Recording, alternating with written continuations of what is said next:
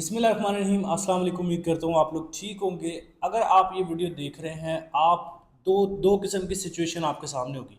या तो आपके पास बैंक स्टेटमेंट होगी और कम से कम 30-40 लाख रुपया क्लोजिंग बैलेंस पड़ा होगा और बाकी भी डॉक्यूमेंट्स आपके मेंटेन होंगे, तो फिर तो आप डायरेक्ट यूरोपियन कंट्री का वीज़ा प्रोसेस करें। कनाडा, ऑस्ट्रेलिया, न्यूजीलैंड, जिस कंट्री को आपने टारगेट किया उस कंट्री का वीज़ा, विजिटर वीज़ा प्रोसेस करें। सबसे इस वक्त राइट नाउ आज की सिचुएशन में सबसे आसान प्रोसेस यही है कि आप विजिटर वीज़ा पे जाए, जाके रेजिडेंस परमिट के लिए अप्लाई कर लें।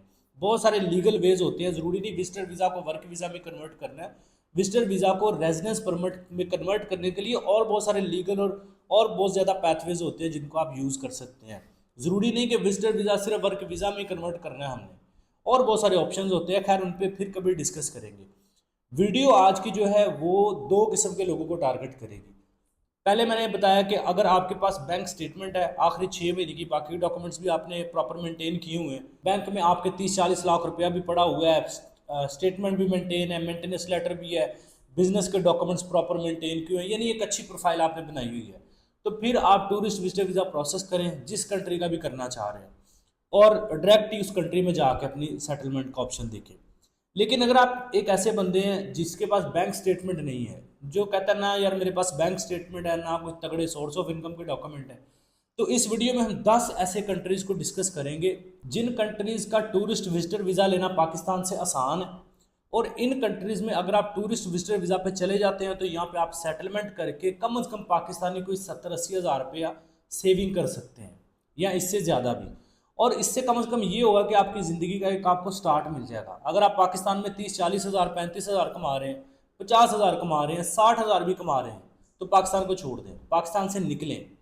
आप किसी भी छोटे डेवलप कंट्री में चले जाएं जहाँ पे कम से कम आप एक अपना स्टेटस चेंज कर सके।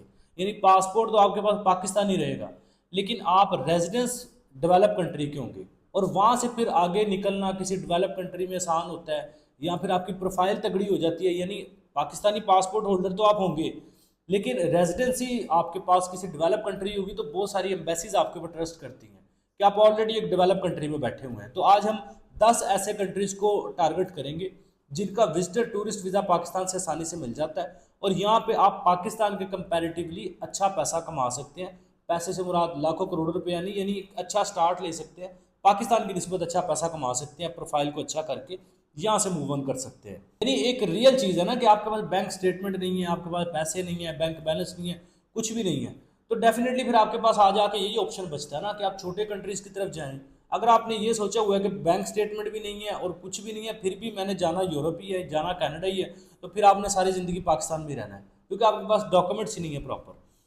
तो हम डिस्कस करेंगे वीडियो में ऐसे 10 कंट्रीज़ को जिनमें आप अगर जाते हैं तो आप टूरिस्ट विजिटर वीज़ा प्रोसेस करके यहाँ पे सेटलमेंट करके इतने पैसे कमा सकते हैं कि यहाँ से आप प्रोफाइल मेंटेन करके दूसरे Canada, Australia, Europe, develop countries में जा सकें। पहले 10 कंट्रीज़ का मैं यहाँ पे आपको बता देता हूँ। इस लिस्ट में अगर आप किसी भी एक कंट्री में इंटरेस्टेड होंगे, वीडियो देखते रहें। अगर आप इस लिस्ट में इंटरेस्टेड नहीं है तो फिर आप वीडियो को स्किप करके अपना टाइम बचा सकते हैं। नंबर 1 पे अज़रबैजान है, दूसरे नंबर पे मलेशिया है, तीसरे नंबर पे श्रीलंका है, चौथे नंबर पे थाईलैंड है, पाँचवें नंबर पे कंबोडिया है, छठे नंबर पे मालदीव है, सातवें नंबर पे इंडोनेशिया, आठवें नंबर पे वियतनाम है, नौवें नंबर पे सिंगापुर है, और 10वें नंबर पे 3 कंट्रीज़ हैं, ताजिकिस्तान है, उज़्बेकिस्तान है और किर्गिस्तान है। ठीक है जी, यानी टोटल 13 कंट्रीज़ वैसे हम डिस्कस कर रहे हैं। तो ये 13 जो कंट्रीज़ है ना, इनमें आप विजिटर वीज़ा पे जाके सेटलमेंट का भी ऑप्शन देख सकते हैं, और अगर आपकी जॉब लग जाती है तो आप एक अच्छा डिसेंट जो है ना वो अर्निंग कर सकते हैं मंथली, पाकिस्तान से अच्छी अर्निंग कर सकते हैं। और इस ये सारे कंट्रीज़ वो हैं जो डेवलप है, और इन कंट्रीज़ की रेजिडेंसी आप ले लेते हैं तो आपकी कहीं ना कहीं प्रोफाइल थोड़ी बहुत ठीक हो जाती है, क्योंकि ये सारे कंट्रीज़ पाकिस्तान से डेवलप है। अच्छा, इन कंट्रीज़ का विजिटर वीज़ा बैंक स्टेटमेंट के बगैर मिल जाता है। आपके रिसोर्सेज हों तो आप इजीली इन कंट्रीज़ का tourist visa, visitor visa Pakistan से ले सकते हैं बगैर बैंक स्टेटमेंट के। अच्छा, अब मैं बिल्कुल, क्योंकि कंट्रीज़ की लिस्ट बड़ी है तो इस वजह से मैं शॉर्ट करके आपको चीज़ें समझा दूंगा। आपने खुद गूगल पे जाके इनको मज़ीद एक्सपैंड कर लेना है, इनको मज़ीद एक्सप्लेन करके अपने आप के लिए रिसर्च कर लेना है, ताकि आप चीज़ें आपके सामने मज़ीद वाज़ेह हो जाए। अज़रबैजान में अगर आप ई वीज़ा पे चले जाते हैं, टूरिस्ट वीज़ा लेके चले जाते हैं, तो अज़रबैजान का टूरिस्ट वीज़ा कन्वर्ट नहीं होता रेजिडेंसी में। आप किसी भी, आप चाहे उसको वर्क वीज़ा में करना है, स्टडी वीज़ा में करना है, बिजनेस वीज़ा में, बिजनेस टीआरसी लेनी है, अज़रबैजान का टूरिस्ट वीज़ा जो होता है वो किसी भी कैटेगरी में कन्वर्ट नहीं होता। लेकिन सेटलमेंट के लिए क्या करना होता है, आपको अज़रबैजान जाना है बगैर बैंक स्टेटमेंट के, आपको वीज़ा मिल जाता है। आप अज़रबैजान जाके वहाँ पे खुद प्रैक्टिकली रिसर्च कर सकते हैं। अगर आपको कोई एम्प्लॉयर मिल जाता है, कोई कंपनी ऐसी मिल जाती है जो आपको हायर कर लेती है, वैसे लैंग्वेज का काफ़ी प्रॉब्लम है वहाँ पे, लेकिन अगर इन केस फॉर एग्जांपल आपको कोई कंपनी मिल जाती है तो फिर आप पाकिस्तान वापस आ जाएंगे। आपकी कंपनी आपको जॉब ऑफर लेटर भेजेगी जिसके बिहाफ पे आप डायरेक्ट अज़रबैजान एम्बेसी जो डिप्लोमेटिक इनक्लेव में मौजूद है इस्लामाबाद में, वहाँ से फिर आप डायरेक्ट अपना वर्क वीज़ा लगवाएंगे। या आप ये भी ऑप्शन है, और दूसरे नंबर पे ये भी कर सकते हैं कि आप इलेक्ट्रॉनिक वर्क वीज़ा ही, ई वर्क वीज़ा ही निकल आता है, और उस वो जब आपका जॉब ऑफर लेटर आ जाता है आपने इलेक्ट्रॉनिक वर्क वीज़ा अज़रबैजान का निकलवा लेना है, वो 5-7 दिन के अंदर अंदर निकल आता है और इसमें कोई बैंक स्टेटमेंट की ज़रूरत नहीं होती। 30 दिन का वो वीज़ा होता है, आप अज़रबैजान जाते हैं और वो 30 दिन का वीज़ा फिर आपका जो एम्प्लॉयर होता है वो कन्वर्ट करवा देता है टीआरसी में, वर्क टीआरसी में, जो कि 1 साल की हो सकती है, 2 साल की भी हो सकती है।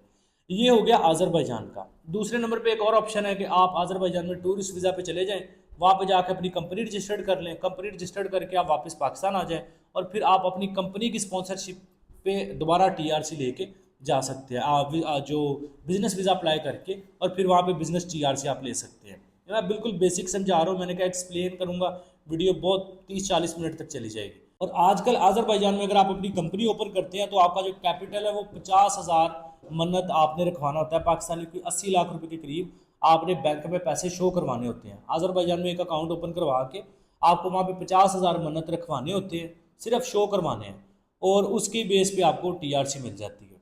वो पाकिस्तानी को 70-80 लाख बनता है। तो अगर आपके पास बैंक स्टेटमेंट नहीं है तो फिर आप सिर्फ बैलेंस शो करवाने के लिए पकड़ तकड़ के मामला अपने मैनेज कर सकते हैं, या फिर वैसे भी अज़रबैजान में लॉयर्स हैं वो भी आपकी कहीं ना कहीं हेल्प कर देते हैं इन मामला में। दूसरे नंबर पे मलेशिया आ जाए। मलेशिया विजिटर वीज़ा पे जाके आप उसको कन्वर्ट नहीं कर सकते, लेकिन मलेशिया का भी सीन ये है कि आप ई वीज़ा पे चले जाते हैं, आपको एम्प्लॉयर मिल जाता है, आप उसको कन्वर्ट वापस आ जाते हैं, फिर आपका एम्प्लॉयर आपको वर्क परमिट भेज के प्रॉपर बुलवा लेता है। और अब तो मलेशिया के work visa I think open भी हो चुके हैं, मैंने एक जगह पे न्यूज़ रीड की थी प्रॉपर। अच्छा, तीसरे नंबर पे आ जाए थाईलैंड की तरफ। थाईलैंड में भी ये सीन है कि आपको विजिटर वीज़ा मिल जाता है बगैर बैंक स्टेटमेंट के, और ये मलेशिया थाईलैंड के बगैर बैंक स्टेटमेंट के मिल जाते हैं अगर आप 4 पैसे ज़्यादा लगा दे तो, क्योंकि इसके ऑथराइज्ड कुछ कुछ एजेंट्स होते हैं जो आपको ये वीज़ा निकलवा देते हैं।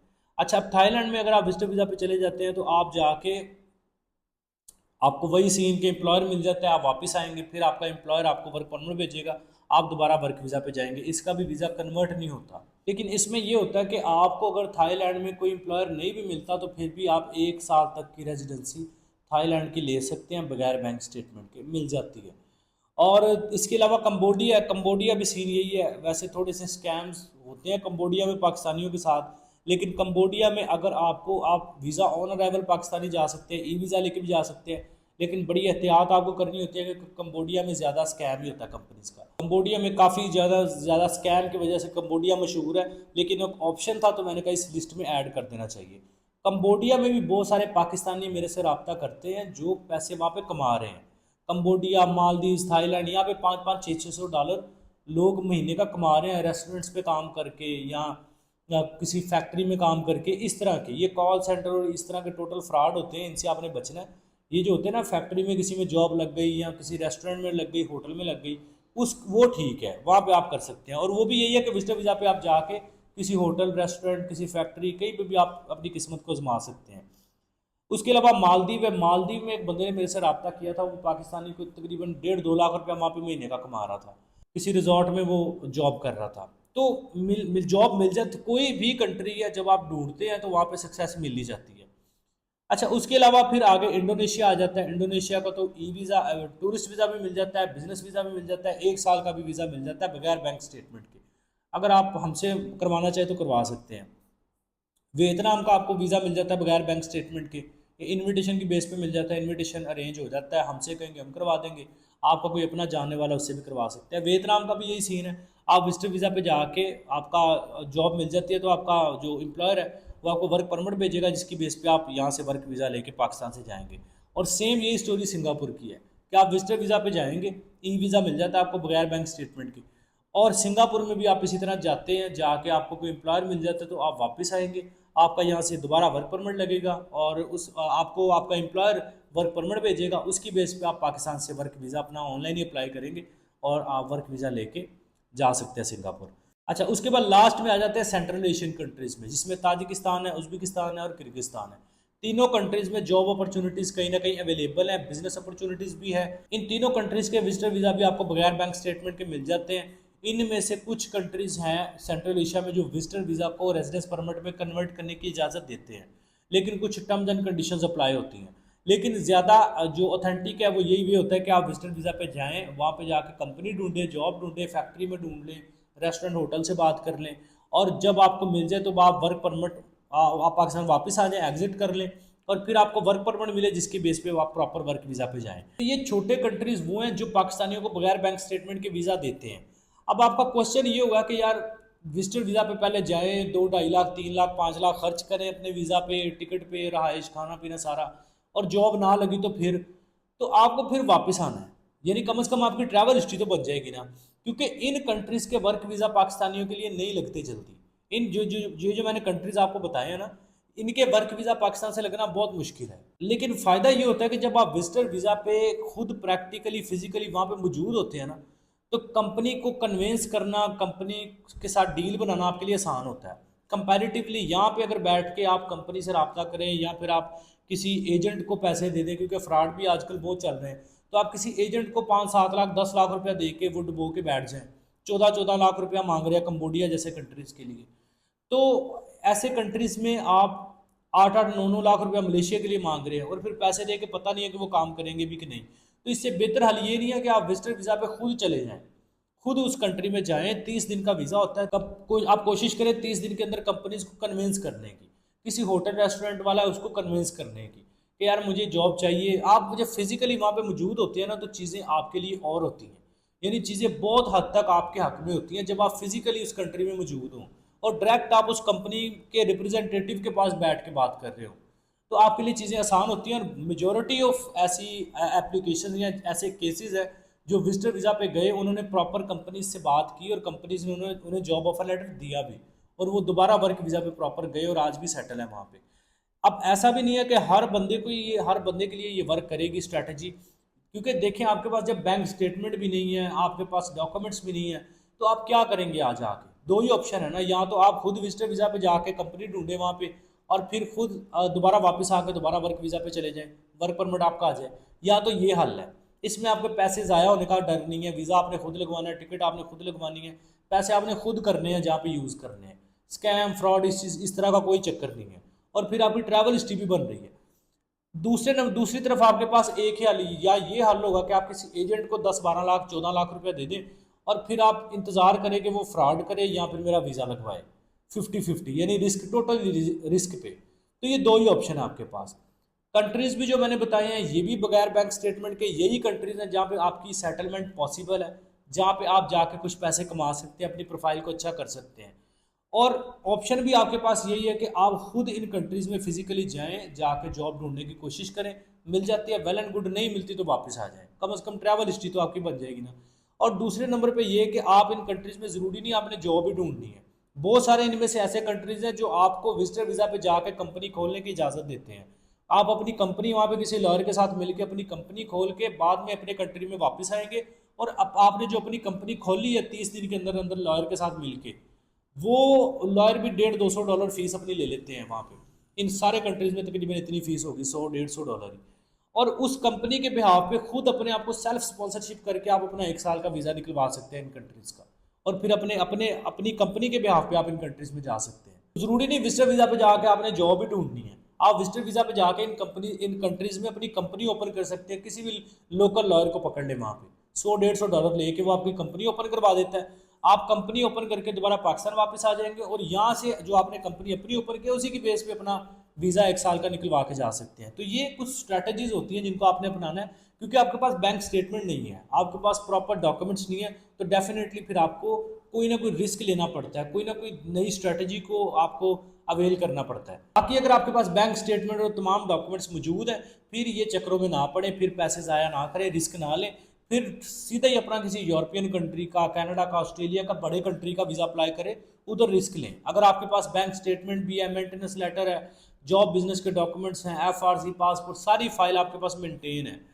तो फिर आप किसी बड़े कंट्री का अप्लाई करें, फिर आपके लिए ये लिस्ट या ये वीडियो नहीं है। अगर आप चाहते हैं कि आपकी फ़ाइल को हम असेसमेंट आपकी फ़ाइल की करें डिटेल में और आपको बताएं आपके लिए कौन सा कंट्री सूटेबल है, आपको क्या प्रोसेस करना चाहिए, किस कंट्री का वीज़ा प्रोसेस आपको करना चाहिए, किसका नहीं करना चाहिए, व्हाट्सएप नंबर स्क्रीन पे है। आपने व्हाट्सएप पे डिटेल में अपनी क्वेरी सेंड कर देनी है, मैसेज सेंड कर देना, कॉल नहीं आपने करनी, मैसेज करके वेट करना है, हमने खुद ही आपको रिस्पॉन्स कर देना है। इसके अलावा किसी भी कंट्री के लिए आपको इन्विटेशन, अपॉइंटमेंट या आपको visitor visa, tourist visa process करवाना है तो आप रब्ता कर सकते हैं, या पाकिस्तान में रहते हुए आपको अपनी कंपनी रजिस्टर्ड करवानी है, आपके टैक्स रिटर्न्स फाइल करवाने हैं, तो व्हाट्सएप नंबर स्क्रीन पे चल रहे हैं, आपने मैसेज करना है, वेट करना है, हम आपके केस को पहले डिस्कस करेंगे आपके साथ, फिर जो कंट्री आपके केस, आपकी प्रोफाइल के मुताबिक आपके लिए सूटेबल होगा उसको हम अवेल करेंगे और उसको हम प्रोसेस करने में आपकी हेल्प करेंगे। कम से कम किसी और इसमें मैंने अभी कतर और सऊदी अरेबिया ऐसे कंट्रीज़ को इंक्लूड नहीं किया, इनको भी आप देख सकते हैं। बेसिकली आप किसी भी कोई भी छोटा कंट्री हो, ज़रूरी नहीं मैंने जो बताया यही है, आप किसी भी और कंट्री जो आपको लगता है कि यार ये छोटा कंट्री है, यहाँ पे इजीली मेरी एक्सेस हो सकती है, तो वहाँ पे चले जाएं। कम से कम अपनी फ़ाइल को थोड़ा सा बेहतर बनाएं, थोड़े से पैसे अपने सेव करें, फ़ाइल थोड़ी सी स्टेबल करें, आपकी रेजिडेंसी मिल जाएगी, आपका पासपोर्ट ग्रीन होगा, पाकिस्तानी होगा, लेकिन रेजिडेंसी डेवलप कंट्री की होगी तो प्रोफाइल थोड़ी सी अच्छी हो जाएगी, बड़े कंट्रीज़ का वीज़ा मिलना आपके लिए आसान हो जाएगा। और ये भी ज़रूरी नहीं है कि मैंने जो कहा है बिल्कुल वो ठीक है, आपने खुद अपनी रिसर्च करनी है, गूगल पे प्रॉपर अपनी रिसर्च करके फिर कोई भी डिसीजन लेना है। एक डिसीजन लेने से पहले 10 दफ़ा सोचा करें, 10 दफ़ा उस पर रिसर्च किया करें।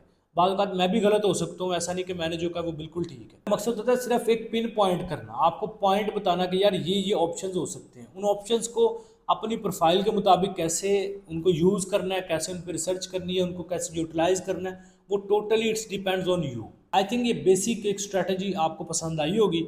अगर आपको वीडियो पसंद आई है तो लाइक करके चैनल को सब्सक्राइब कर ले, अपना ख्याल रखें, अल्लाह हाफिज़।